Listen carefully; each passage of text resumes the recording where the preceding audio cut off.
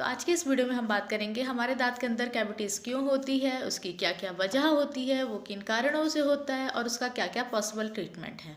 तो सबसे पहले तो हम बात करेंगे और समझेंगे कि हमारी जो ओरल कैविटी होती है उसमें बहुत सारे बैक्टीरियाज प्रेजेंट होते हैं।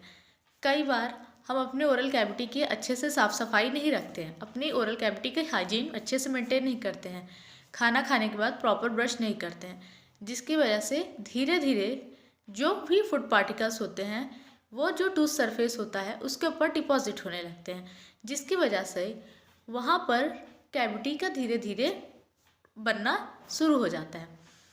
जो भी फूड पार्टिकल्स हम खाते हैं वो धीरे धीरे टूथ सरफेस पर साथ में होकर एसिड में उसे कन्वर्ट कर देते हैं, जिसकी वजह से वहाँ पर कैविटी बनने लगती है।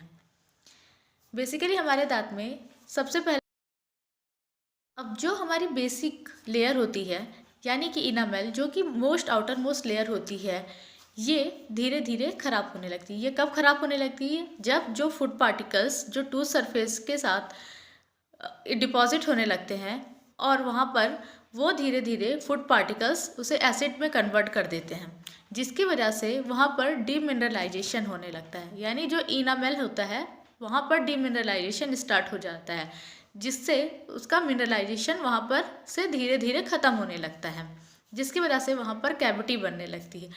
ये जो कैविटी होती है वो जनरली ब्लैकिश डिस्कलरेशन होने लगता है, वहाँ पर गड्ढा दिखने लगता है, वहाँ पर काला काला होने लगता है। जनरली हम अपने बच्चों को समझाने के लिए बोलते हैं कि ज़्यादा स्वीट्स नहीं खाना चाहिए, ज़्यादा मीठा नहीं खाना चाहिए, टॉफ़ीज़ नहीं खाना चाहिए और मुंह की साफ़ सफाई अच्छे से मेंटेन करना चाहिए। ऐसा ना करने से वहाँ पर कीड़ा लग जाता है। कीड़ा लगने का वहाँ पर मतलब होता है वहाँ पर कैविटी होना, कैविटी का बनना, यानी कि जो फूड पार्टिकल्स हैं वो टूथ सरफेस में डिपॉजिट होते हैं और फिर एसिड में कन्वर्ट करने लगते हैं, जिसकी वजह से वहाँ पर ब्लैकिश डिस्कलरेशन होने लगता है, डीमिनरलाइजेशन होता है, मिनरल हमारे ख़त्म होने लगते हैं और वहाँ पर गड्ढा फॉर्म होने लगता है। धीरे धीरे ये जो गड्ढा रहता है वो इनामेल फिर डेंटिन और फिर पल्प तक पहुँच जाता है, जिसकी वजह से वहाँ पर पेन भी फील होने लगता है। अब हम समझ लेते हैं कि हम इसे ठीक कैसे करेंगे, यानी इसका प्रिवेंशन कैसे है। तो सबसे पहले तो हम ओरल हाइजीन की बात करते हैं। तो जैसे कि ओरल हाइजीन जो मेंटेन करना बहुत इंपॉर्टेंट होता है जनरली, इसलिए हमेशा बोला जाता है, सलाह दी जाती है कि दिन में एटलीस्ट 2 बार ब्रश करें। ब्रशिंग बहुत अच्छी टेक्निक से करना चाहिए एंड सॉफ्ट ब्रश करना चाहिए, हार्ड ब्रशिंग नहीं करनी है उससे। फिर हम बात करते हैं तो जो हम गम मसाज भी कर सकते हैं, जिससे हमारे जो गम्स रहते हैं वो भी हेल्दी होते हैं। आता है गम मसाज। गम मसाज भी बहुत इंपॉर्टेंट होता है। गम मसाज हमेशा 2 फिंगर की हेल्प से भी कर सकते हैं।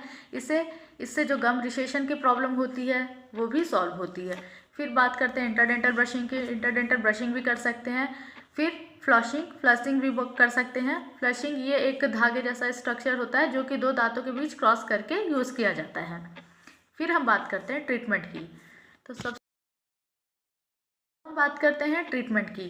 तो सबसे पहले तो हम बात करते हैं, जैसे कि हमने बताया है आपको कि जो हमारी इनामेल होती है वो सबसे आउटर मोस्ट लेयर होती है। अगर जो कैविटी इनामेल तक ही गई हो, वहाँ तक ही डैमेज हो, तो इन केसेस में वहाँ पर फीलिंग कर दी जाती है, वो दांत अच्छे से बचाया जा सकता है। अगर ये कैविटी धीरे इनामेल के बाद डेंटिन में भी जा चुकी हो तो उन केसेस में भी हम फीलिंग कर सकते हैं और दांतों को बचाया जा सकता है।